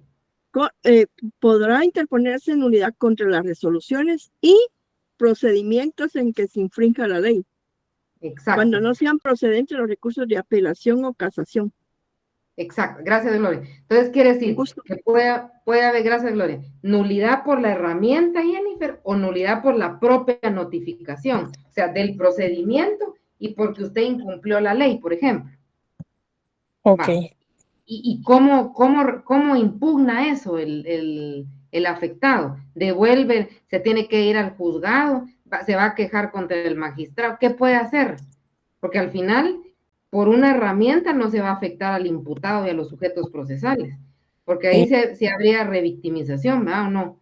Víctimas del propio sistema que no funciona. Sí, sí, y en teoría ahorita que mencionaba el problema es eso, como la recepción, ¿cómo nos garantiza que el sujeto reciba? Porque no hay una forma de confirmar eso. Sí, o solo el ojito, si lo leyó o no lo leyó. Sí, porque en el Va. sistema solo aparece como en blanco si ya se fue, y en amarillo si no se ha ido. Y esa es otra, Exacto. después de las 3:30, no. Si ya no se fue, se hasta el otro día. Exacto, entonces habría que hablar con los informáticos del OJ que diseñaron la plataforma, cómo asegurarse eso, porque a usted lo que le interesa es que le entre. Ahora, si él no lo abrió, no lo leyó, no tiene internet, se le fue la luz, ahí no es culpa suya, pero cómo sustentar eso y no violar derechos constitucionales, ¿verdad? Sobre todo el debido proceso y derecho de defensa. Y en el cuarto sería análisis y presentación de resultados de las técnicas de investigación. Como usted tiene que utilizar como técnica, tiene que entrevistar a los compañeros que diseñaron el casillero y también a jueces. Por ejemplo, cualquier juez, usted podría, mire juez, usted qué hace si el notificador no pudo notificar y el abogado llega molesto porque no le entró una notificación y por eso no pudo estar en una audiencia? ¿Cómo se enmienda el procedimiento? ¿Cómo se rectifican errores de la herramienta electrónica? ¿Qué se hace? Y ahí viene su aporte, ¿verdad? Porque usted puede determinar y lo tiene que indicar, ¿verdad? Tal vez no fue el momento oportuno para implementar el casillero electrónico, porque habría que hacer un estudio de cuánta población en Guatemala tiene acceso a Internet y puede manejar una herramienta. ¿Verdad? ¿Dudas que tenga, Jennifer? Ahí vamos bien. No. Bueno, en este cuarto capítulo, entonces, borro esto, la insuficiencia de regulación normativa en las notificaciones electrónicas. Sí, porque ahí tiene que poner usted, como usted va a entrevistar a jueces, ¿va? Incluso puede entrevistar a sus propios jefes, a los magistrados de la sala. ¿Va? Entonces, por ejemplo, entrevista a magistrados, entrevista a jueces, entrevista a abogados litigantes, ¿qué piensan ellos? ¿Cómo se les ocurre a ellos plantear una nulidad de la notificación? Y la entrevista a los compañeros de informática del OJ que diseñaron la herramienta. Porque a mí me pasaba cuando llegaba la supervisión allá a la sala de apelaciones, a veces mi oficial no me cargaba las resoluciones en el SGT y me abrían procedimiento disciplinario. Y que si había sido la herramienta. Pero yo como siempre mantenía mis libros y todo en físico y también electrónico. Por ejemplo, ¿qué pasa si se va la luz o el internet y usted no puede hacer la notificación? Todos esos como obstáculos prácticos también habría que darles una solución. Y la solución no es solo plantearla en la tesis, sino qué reformas a la ley tendría que hacer. Porque, por ejemplo, ahí podría poner, todas las notificaciones electrónicas serán válidas, salvo que se presenten errores de tal y tal, y en ese caso, ¿verdad? Se practicará en su defecto la notificación física. ¿Cómo usted solventa el error? Sí. Va. Sí. Y introducirlo dentro de la ley del organismo judicial y el Código Procesal Penal. ¿Verdad? Ahí estamos.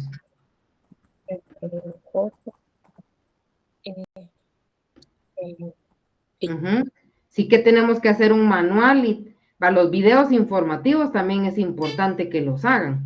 Así como tienen el Archivo General de Protocolos, tienen unos videos tutoriales muy buenos para cómo abrir el protocolo de manera electrónica, mandar los avisos trimestrales, me parece la herramienta. Ok, Excelente, está bonito, sí. ¿verdad? Ahí Y, estamos. y ahora con los métodos y técnicas que se emplearán, tengo el analítico Y el eh, sintético. y el sintético. Bueno, es que yo creo que puse muchos, Mire, pero Jennifer, usted no va a comparar notificaciones de otros países, no, sí, acá justo, por eso creo que yo puse 6. comparativo. Sí, acá tengo el analítico, el sintético, y tengo deductivo, inductivo, jurídico y comparativo. Ah, va. ¿Con qué no va a comparar? Em, bueno, solo acá puse será empleado para comparar criterios doctrinarios y normativos relacionados con las nulidades procesales y las notificando, y posibles vacíos legales dentro del sistema guatemalteco, pero no sé si tengo que No, colocar podría haber otro país que tenga notificaciones electrónicas y primero qué herramienta utilizan ellos y cómo lo solventan. No sé si existe en México, en El Colombia, Salvador, Colombia, ajá. Argentina podría tenerlo porque Argentina es bastante avanzada en materia penal. sí, y Estados Unidos también podemos utilizar, ¿verdad? También podría, ajá. Sí, Puede ok. elegir un país o dos, siempre que no se le complique por el tiempo, ¿verdad? Ok. Entonces, Es- si metiera eso en alguno de sus capítulos, ya puede hacer una comparación del casillero electrónico, por ejemplo, de Guatemala y de Colombia, ok, ¿verdad? Y ahí está. estamos. Perfecto, Jennifer. 2, 3 días para hacer las correcciones, me lo manda más tarde el lunes o martes, así lo miro fresco. Ok, solo Estamos bien. para concluir, las técnicas fueron estas: bibliografía de documental, y no sé si, es que puse 6 en cada una, pero no sé si mejor quito alguna. Pero aquí su técnica tiene que ser, primero, entrevista estructurada. ¿A quiénes? A expertos, jueces, los que utilizan el casillero, a jueces, fiscales y notificadores. Entreviste compañeros suyos. ¿Qué piensan? Ok, Va. Lo otro es entrevistar a los informáticos, a los que crearon la herramienta. Porque acuérdense que yo puedo descargar la notificación por mi teléfono. A mí me entra un mensaje de texto. Cuando dice, OJ, te ha notificado no sé qué. ujú, Va. ok, ¿Y qué otra técnica sería? Y la comparativa, porque usted va a comparar Colombia con Guatemala. Tiene que estudiar en Colombia la herramienta y la ley. O sea, cómo se introdujo en Colombia, por ejemplo, el casillero electrónico. ¿Fue acuerdo de la Suprema Corte o cómo funciona? Entonces, entrevistas estructuradas, también los informáticos, ¿va? ok, sí, edité, pues. Y comparación. Obviamente la documental, eso van todos, ¿va? Porque ahí tiene que explicar usted qué es una notificación. Sí, Ahí estamos. Pero está bonita, la felicito.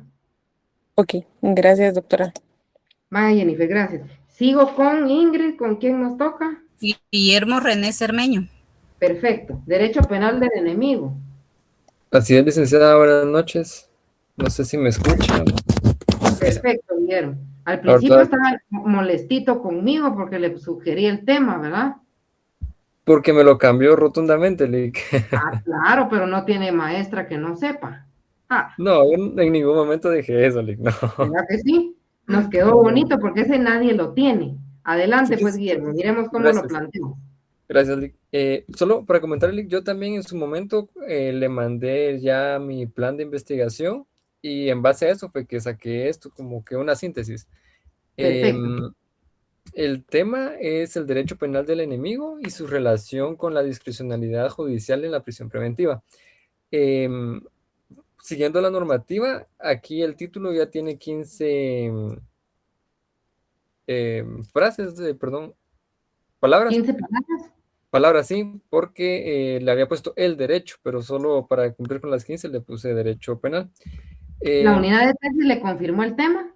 no, no he tenido ninguna No, confirmación. va. Ujú.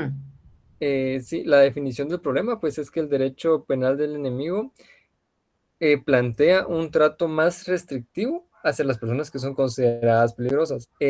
La diferencia de este tipo de derecho penal con el que tenemos acá en Guatemala es que en Guatemala es que cada persona es inocente hasta que se demuestre lo contrario, y en el derecho penal del enemigo es al revés, es culpable hasta que se demuestre que esa persona no hizo el hecho delictivo. Entonces, este tipo de derecho penal no es que esté reconocido en Guatemala, pero tiende a ser un poco más riguroso, más duro, más fuerte. Continúa acá, la perspectiva puede debilitar garantías fundamentales como la presunción de inocencia y la libertad personal. La presente investigación busca realizar cómo este enfoque incide en las decisiones judiciales sobre la prisión preventiva. Es lo que les decía. Al momento de ser más riguroso, no va a dejar a la persona libre, así como que para que siga haciendo sus cuestiones, sino que mejor lo mantiene en prisión preventiva para que no siga delinquiendo.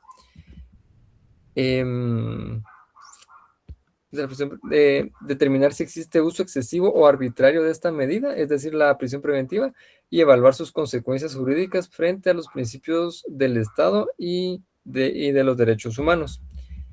Como hipótesis, tengo la discrecionalidad judicial en la aplicación de la prisión preventiva en Guatemala, que si se encuentra influenciada por los principios o postulados del derecho penal del enemigo, lo que provoca una flexibilización de las garantías procesales y un uso desproporcionado de las medidas cautelares. Como marco teórico, siguiendo los lineamientos, tengo 4 capítulos. Me dijo medidas cautelares, son medidas de coerción. Bueno, medidas de coerción. Solo en el primero de una vez, Guillermo, ahí hay que hablar de los antecedentes históricos del derecho penal del enemigo, así le tiene que llamar. Al capítulo 1. Sí. Antecedentes históricos estamos hablando de 1970, usted creo que no había nacido. ¿Cuántos años tiene usted? 26. Sí está patojo, va. Antecedentes históricos del derecho penal del enemigo. ¿Cómo nació? Porque es una doctrina, ¿verdad? Sí. Va. Es relativamente nueva. Sí. Bueno, nueva para nosotros, pero ya había sido formulada desde hace tiempo. Va. Sí. Siga. El capítulo 2 es el derecho penal del enemigo y la prisión preventiva. El capítulo 3 es el derecho penal del enemigo como tal. Y cuarto, las garantías. En el primero se pretende tratar los derechos fundamentales, que son las libertades y las garantías esenciales reconocidas a todas las personas por la Constitución. Pero ahí lo vamos a cambiar. Entonces, ahí le ponemos antecedentes históricos del derecho penal del enemigo. Entonces podemos hablar definición o cuándo nació, qué significa, qué características tiene y delimitar si es una doctrina, una ley, un derecho, un principio, qué es el derecho penal del enemigo, para ilustrar al lector, porque usted ahorita ya lo domina, pero si yo le pregunto a sus compañeros no sabrán qué es. Sí, entonces digamos de que este capítulo 1 lo puedo omitir. ¿Puedo seguir al segundo? Sí, lo tiene que quitar y denominarle antecedentes históricos del derecho penal del enemigo. Entonces ahí pone nacimiento, definición, características o elementos. Eso sería el primero. En el segundo tengo que denominarle discrecionalidad judicial en la prisión preventiva, porque ese es su tema. Entonces, primero, ¿qué es eso de discrecionalidad judicial? ¿Por qué en la prisión preventiva? Y ahí le puede poner usted 4 subtemas. Bueno. Porque ya sabemos que el derecho penal del enemigo es una teoría, pero ¿cómo la vuelvo coercitiva? ¿Cómo se le ocurre a usted? Pues a mi criterio tiene que ser siendo más riguroso con las medidas que se da, porque, por ejemplo, cuando agarran a un marero que estaba robando, que estaba haciendo algo, a los días ya lo dejan libre. Entonces, allí no hay una medida de coerción porque él sale y sigue robando. O sea, no va a haber un cambio para nosotros. Entonces, si hubiese un... Pero acuérdense que el derecho penal es de acto, no de autor. Entonces, quiere decir que si miro a un joven con el pantalón roto y con tatuaje, no voy a pensar que es delincuente. No, en ese caso estaríamos cayendo en la teoría del etiquetamiento, que por el simple aspecto que tiene, ya estamos etiquetando. Ah, él es marero, pero no, a lo que me trato de referir es de que no hay una medida que sea tan coercitiva que los mande directamente al preventivo de la zona 18, sino que los dejan más libres y vuelven a caer, y en las noticias sale que los acaban de agarrar y los vuelven a agarrar y los vuelven a agarrar por, perdón, por estar robando. Pero Por acuérdense ejemplo. algo, lo que pasa es que son muy hábiles. Lo que sucede es que cuando los elementos de convicción no existen, no hay. Por ejemplo, ¿a usted le han robado alguna vez el celular? No como tal. Va, le comento, a mí me robaron el celular y como me puse molesta, seguí al joven, había un policía y lo capturaron. Terminamos en torre de tribunales. Cuando lo registran, no tenía mi celular.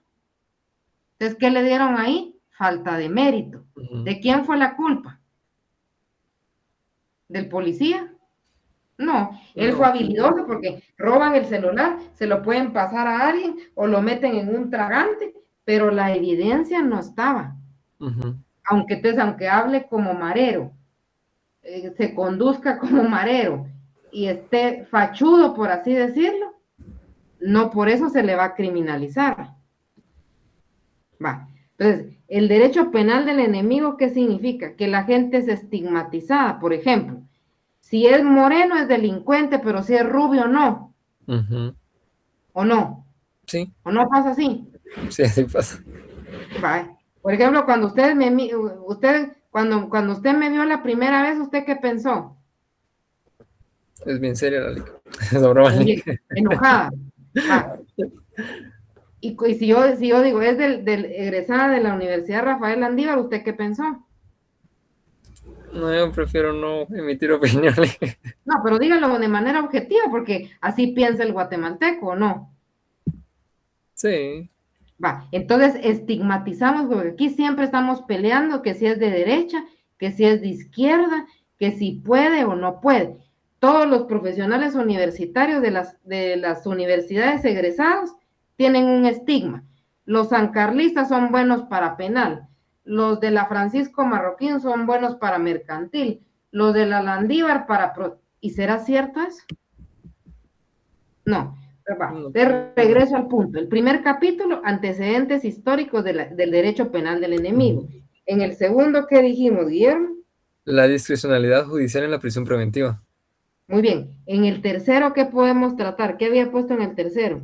El derecho penal del enemigo. Aquí sí iba un poquito más desarrollado la teoría de Gunther Jacobs, que él es como que el padre de esta teoría. Va, entonces concaténemelo, pero ¿en qué incide esa teoría al momento en el que el juez razona o motiva la prisión preventiva? ¿Por qué?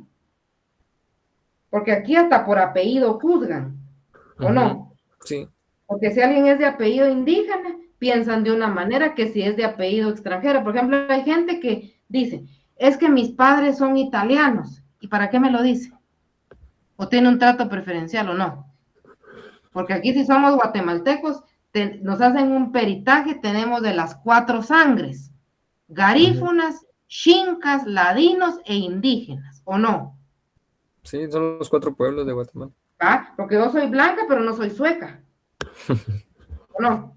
Sí. En mi familia hay raza negra, o sea, hay garífunas, va. Pero como no estoy hablando de razas, entonces en el tercero, ¿qué ponemos? Pues yo acá tenía esa como duda, si puedo poner, ampliar más en cuanto a las teorías y las corrientes, por ejemplo, así como Zaffaroni está en contra de este tipo de teorías, porque él es de la idea de que en un estado de derecho democrático constitucional no debería existir una teoría como tal. Pero en ese sentido va ese tercer capítulo, pero también pensaba hacer un tipo de derecho comparado con otros tipos de legislaciones europeas que son de primer mundo. Obviamente va a ser más evolucionada, pero hasta ahí tengo la duda, no sé qué opinión le merece a usted. Y acuérdese que hay algo, ¿verdad? Hay que ver esta teoría de derecho penal del enemigo ¿por qué viola principios fundamentales del Estado de Derecho? Porque usted lo puso ahí. Ujú. ¿Por qué se daña la dignidad de la persona humana y la presunción de inocencia? ¿O no? Porque ahora muchas personas, por ejemplo, claro, los cantantes como Maluma y todos los que ustedes escuchan, tienen tatuajes o no, y por eso son delincuentes o es moda. Porque José José, Diego Verdaguer no utilizaban tatuajes. ¿Y cuál es la moda ahora? Entonces, ahora hasta un tatuaje. Hay centros de trabajo donde prohíben que la gente... Entonces, ahí tenemos que profundizar en los fundamentos dogmáticos de la teoría de Gunther Jacobs, pero también concaténelo con la realidad. Por ejemplo, ahí tendría que estudiar audios de prisión preventiva en donde usted puede decir, no, aquí el juez fue severo y aplicó esta teoría de derecho penal del enemigo. Ujú. ¿Verdad? Sí. ¿Qué más? Y No sé si en me el, quedé ahí. en el capítulo 4 tengo las garantías, que son los mecanismos que tenemos acá en Guatemala para la defensa en caso de algún tipo de violación de los derechos cada uno de los ciudadanos. Aquí me hago más un énfasis en el amparo a la exhibición personal y la inconstitucionalidad, la Corte de Constitucionalidad como ente rector y la PDH, Procuraduría de Derechos Humanos, que son, por lo menos los tres mecanismos son para defender en casos de alguna arbitrariedad en contra de un ciudadano por parte de la autoridad. Pero aquí tendríamos que ver varias cosas. ¿Qué técnica de investigación va a utilizar para verificar si se observa el derecho penal del enemigo o no lo conocen? ¿Está bien? ¿Pero qué técnica va a utilizar? O sea, técnica me refiero que va a entrevistar jueces, fiscales, va a leer sentencias.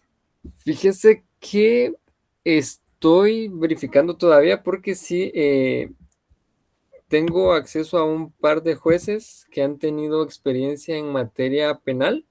Ajá. En niñez, mucha niñez. Entonces pensaba realizarles un tipo de entrevista y sentencias de la CC. En cuanto a fiscales, sí no había contemplado esa idea, ¿para qué le miento? Esa sí no la había contemplado. Pero está bien, hay que hacer una entrevista estructurada y ahí tiene que usted extraer los elementos positivos y negativos del derecho penal del enemigo. Primero, la primera pregunta, ¿verdad, Guillermo? Si la comprenden los jueces. Uh-huh. Porque acuérdese que es una postura teórica, al igual que el control de convencionalidad. Entonces, como piensan que es teoría, dice, no, como no está en la ley, entonces no la aplico. Y no es así. Sí, porque al ser muy rigurosos sí la estarían aplicando porque encuadra su actuar en la teoría del enemigo. Sí, porque usted tiene que demostrar que, por ejemplo, Gunther Jacobs decía que hay dos tipos de personas en la sociedad, el ciudadano y el enemigo. Uh-huh. Y ahí es donde se discute quién es enemigo para usted. Por eso es que aquí determinaron que todos los mareros y terroristas son enemigos. Pero yo conozco funcionarios públicos que hacen más daño que los mareros. Sí. ¿O no? Sí. Porque no se ponen las pilas al momento de ejercer el poder, ¿verdad? Entonces, usted ahí tiene que, en el cuadro, poner análisis de las técnicas de investigación empleadas y comprobación de la hipótesis. Uh-huh. ¿Verdad? Sí. Vamos a ver. ¿Algo más que le surja de duda? Únicamente terminar con la presentación, que aquí tengo los objetivos de la investigación, que es el objetivo general, analizar la relación existente entre el derecho penal del enemigo y la discrecionalidad judicial en la aplicación de la prisión preventiva en Guatemala, a fin de determinar su impacto en las garantías constitucionales y procesales del imputado. Excelente. ¿Cuál es la diferencia entre garantía constitucional y procesal? Las garantías constitucionales son las que ya había mencionado, el amparo, la inconstitucionalidad y la exhibición personal. Ahora, las garantías procesales serían como los principios: respetar el principio de igualdad de las partes, el derecho de Presunción de defensa, inocencia, contradicción, la tutela judicial efectiva, non bis in idem. sí, Ajá. ¿sí? Excelente. Y por último, los objetivos de la investigación específicos, que son los 4 que usted había dicho, licenciada. El primero Ajá. sería examinar la influencia del derecho enemigo en la naturaleza jurídica, presupuestos y límites constitucionales de la prisión preventiva en el ordenamiento jurídico guatemalteco. El segundo, analizar el alcance de la discrecionalidad judicial en la imposición de medidas cautelares privativas de libertad. Aquí serían medidas coercitivas. Sí, igual que en la anterior, ¿verdad? Vamos de una vez mejor, en la imposición de la prisión preventiva, ¿va? De una vez. Sí. Y el tercero sería identificar criterios jurisprudenciales nacionales e internacionales relacionados con la excepcionalidad de la prisión preventiva. Y el cuarto, proponer mecanismos jurídicos para que permitan, perdón, que permitan limitar arbitrariedades y fortalecer las garantías procesales del imputado. Va. En el tercero tendríamos que poner identificar los criterios jurisprudenciales nacionales relacionados con el derecho penal del enemigo y su aplicación en la prisión preventiva. Bueno. Tal cual como va el título. Ajá. Y en la cuarta, como usted pone mecanismos, ¿a qué se refiere con mecanismos? Permítame preguntar.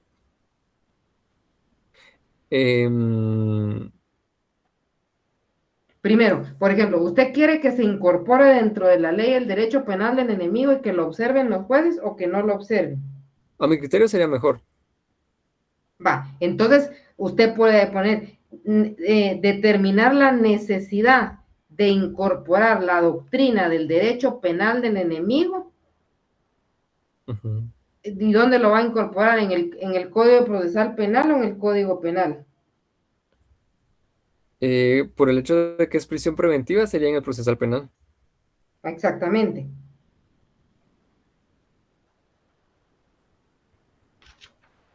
Y por último tengo la justificación, Ajá. que sería la prisión preventiva debe aplicarse de manera excepcional en los límites y con límites legales, perdón. Sin embargo, en Guatemala su uso frecuente evidencia amplios márgenes de discrecionalidad judicial. Esta situación afecta a principios como la presunción de inocencia y seguridad jurídica. La investigación busca analizar los criterios utilizados por los jueces, identificar posibles deficiencias y proponer lineamientos que promuevan un uso más restrictivo a la medida y fortalecimiento de alternativas menos lesivas. Va. Acuérdese aquí, Guillermo, que el límite del juez es la ley. Sí. Eso es lo que la camisa versa que tiene el juez, no, bueno, ya no es la CICIG ni la Junta Disciplinaria, sino es la ley.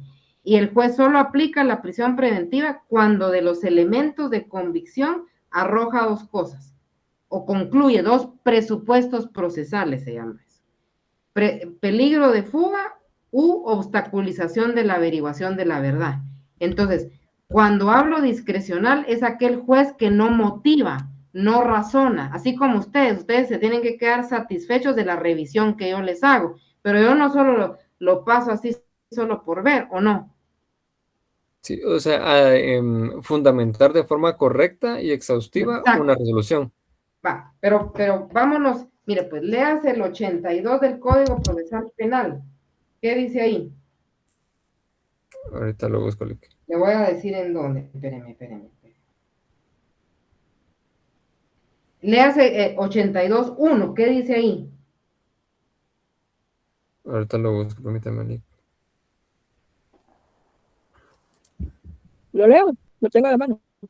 Por favor. Gracias, Gloria. Artículo de desarrollo. La audiencia se desarrollará de conformidad con lo siguiente.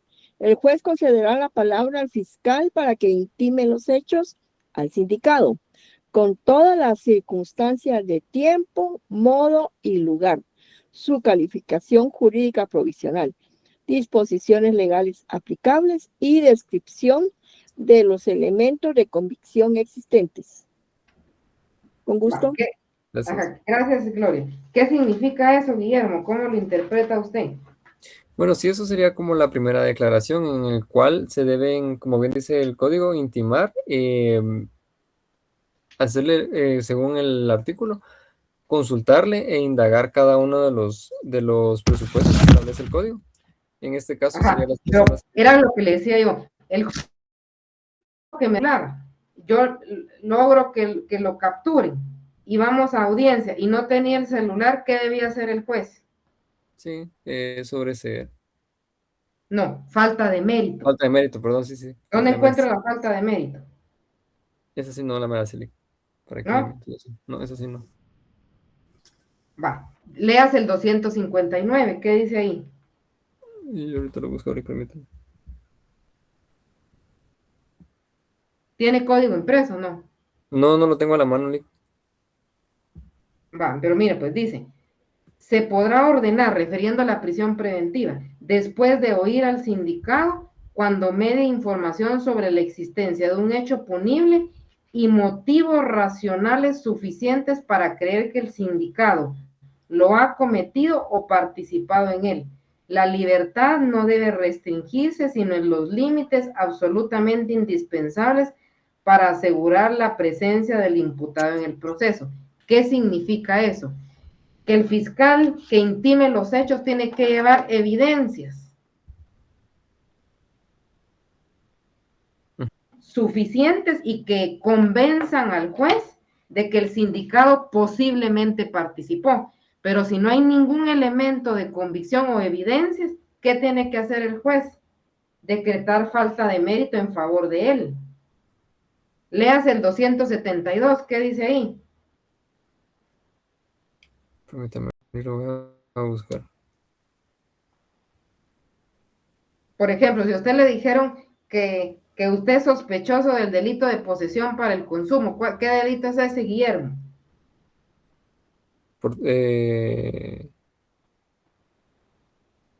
No, no es portación, ¿verdad? No, por ejemplo, que usted lo revisa un policía y le encuentra una bolsita con droga en el pantalón. Eso es posesión para el consumo porque es pequeña cantidad. Vale. Entonces, pero imagínense que usted no tiene nada en la bolsa. Y el policía le dice, mire, es que yo le incauté este paquetillo de droga. Pero el paquetillo no existe. ¿Qué debe hacer el juez? ¿Será que solo creerle al policía o llevar la evidencia? No, pues en dado caso sí tendría que tener ellos la evidencia, como bien dice usted, el paquetito de droga, Claro, para entonces inculparme a mí. lo aprende, lo lleva al carrito, ¿no? A la patrulla, y lo pone a disposición de un juez para que rinda primera declaración. ¿Y qué pasa si usted no le encontraron nada? ¿Qué va a hacer el juez? Usted le puede decir, mire, es el policía en la que el prevención policial indicó que yo llevaba en mi pantalón una bolsita de cocaína o marihuana o cualquier estupefaciente, y no es cierto. Si no hay elemento de convicción, el juez, ¿qué tiene que hacer? Falta de mérito. Leas el 272. Sí, dice, si no concurren los presupuestos para dictar auto de prisión preventiva, el tribunal declarará la falta de mérito y no aplicará ninguna medida de coerción, salvo que fuera absolutamente imprescindible para evitar peligro de fuga o de obstaculización para la averiguación de la verdad, caso en el cual solo podrá ordenar alguna de las medidas previstas en sustitución de la prisión preventiva. ¿Qué significa eso? Que al final el derecho penal es no de autor. ¿A qué me refiero con eso? Repito, si hay un jovencito despeinado, lleno de tatuajes, con aretes, así como se mira el alcalde Neto Brand, ¿cómo sale él a la calle? ¿O no está lleno de tatuajes? Y él hasta se filma cuando se lo... Ahora, ¿por qué a él no se le estigmatiza de delincuente? ¿Por qué no? Tal vez por el puesto que ocupa. Exacto, va. Pero entonces quiere decir que criminalizamos por la apariencia, ¿o no? Sí. Va, entonces, ¿qué es lo que sucede? El derecho penal del enemigo, eso es lo que evita, que por cuestión ideológica, que por la apariencia física, que por alguna situación económica se estigmatice a la gente, porque a veces la gente solo lo observa a uno y ya puede decir, no, este es pobre o este tiene dinero. Y a veces hay gente que tiene dinero, pero en su apariencia no se nota. Entonces, el derecho penal del enemigo, ¿cómo lo aplican los jueces? O sea, ¿cómo incide en la mente del juzgador para dictar prisión preventiva? porque se encuentran a alguien tal vez en estado de ebriedad que se quedó tirado en una banqueta, ¿por qué piensan que ya es delincuente? Si tal vez lo que pasó es que tiene problemas de alcoholismo y necesita ir a un centro que lo traten, un psicólogo, e ir a Alcohólicos Anónimos, pero no por ser alcohólico es delincuente, ¿o sí?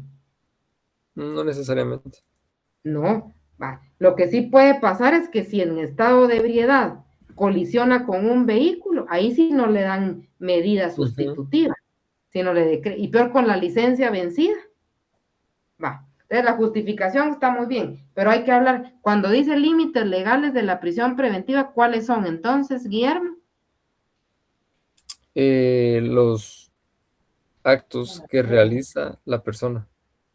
No, ¿cuáles son los límites que tiene el juez para dictar la prisión preventiva? Son dos. Los acabo de mencionar. El riesgo es que se fugue o que vaya a obstaculizar la verdad. ¿Tiene ahí su código? Sí. Va. Anótelo pues ahí. El 262, artículo 262 y 263. O sea, cuando un juez lo mete preso, pues, lo de los elementos de convicción y de la teoría del caso, la plataforma fáctica, se ve que se puede fugar o que va a obstaculizar la verdad. ¿Cómo puede obstaculizar alguien la verdad? Ocultar pruebas o manipular testigos. Por ejemplo, ¿por qué a la señora Roxana Valdetti no le dieron medida sustitutiva en el caso agua mágica o cooptación del Estado? ¿Recuerda ustedes? A grandes rasgos, Lick, pero sí, en base a lo que usted está diciendo, a mi criterio podría ser más por una obstaculización a la justicia que por el peligro de fuga, porque si los tienen arraigados es un poquito más difícil que salgan. En cambio, la obstaculización sí la veo un poco más viable. Claro, pero por lógica es más fácil que alguien que tenga dinero compre un boleto aéreo y se vaya, ¿o no? A que se vaya alguien de escasos recursos, aunque se puede ir por la frontera, como los 20 reos que se fugaron este año o el año pasado. Va, entonces, para dictar prisión preventiva, el juez el fiscal le debe acreditar dos cosas. Por ejemplo, usted llega a audiencia, primera declaración, yo tengo que sustentar, no. Guillermo se puede fugar porque tiene familiares en El Salvador. Y dos, puede obstaculizar la averiguación de la verdad porque él es capaz de ocultar pruebas o puede matar testigos para que declaren en contra de él. Son los dos presupuestos. Ese es el límite que tiene el juez y se le tiene que acreditar. Ahora, si el fiscal no investiga, no sustenta, no convence, porque convencer no es manipular. Convencer que es sustentar de manera lógica. El derecho penal es lógico, ¿verdad? Va, entonces, el derecho penal del enemigo significa, ¿por qué el juez, al solo ver una persona, por ejemplo, miremos el caso del jovencito, creo que se llama Laquín, el que el señor Carlos Acevedo lo golpeó con el carro, sí, y perdió su pierna. Va. ¿Qué puede decir la población? No, es que es un señor de 70 años, es vulnerable, es adulto mayor. Y entonces le hicieron un examen médico y identificaron que el señor no tiene problemas de Alzheimer ni bipolaridad, ni está senil. ¿Por qué lo hizo? No sé, tal vez odia a los motoristas, ¿o no? Seguramente. Va, entonces, ¿será que todo adulto mayor es vulnerable? Vulnerable, sí. Bueno. Depende. Y usted conoce a Arnold Schwarzenegger. Sí. Va, levanta pesas. Él le puede meter un cuentazo a usted y lo deja sentado. ¿Es vulnerable? ¿Usted levanta pesas? No le. Bueno, es la lógica, ¿o no? Sí. Va. Entonces, la vulnerabilidad es debatible. ¿Qué pasa en un matrimonio cuando el señor es chiquito y usa muletas y la señora es grande y levanta pesas? ¿Quién le puede pegar a quién? Claro, la vulnerabilidad es normativa, pero práctica no. ¿O no? Sí. Va. ¿Dudas entonces, Guillermo, ¿le quedó claro lo que tiene que corregir? Sí, ya aquí tengo mis anotaciones. Va. ¿Qué más tenemos ahí? ¿Los objetivos ya? Sí, Quiero ver el mes. ya únicamente eso tengo ya aquí, ya solo la última. Va. Aplausos, dijo usted. Cabal. Como pudieron ver, solo pude avanzar con 4. Le suplico a Guillermo, Jennifer, José y Esther que realicen las enmiendas y me manden su plan. Y continuamos entonces, si Dios lo permite, para el otro viernes. A paso de tortuga, pero seguro. Doctora, buenas noches. Yo ¿Verdad? era la quinta persona que tenía que... Entonces, seguramente el próximo viernes yo voy a Ahí pasar. dice Gladys Batén, dice aquí. Sí, yo soy Ronald Pineda, me conecté en este usuario porque quería grabar, entonces por eso me conecté en Va. diferentes usuarios. Perfecto, Ronald. Como ya vio más o menos el tema de Guillermo, puede usted reformular ahí y mejorar para cuando le toque presentar, que usted sería el siguiente.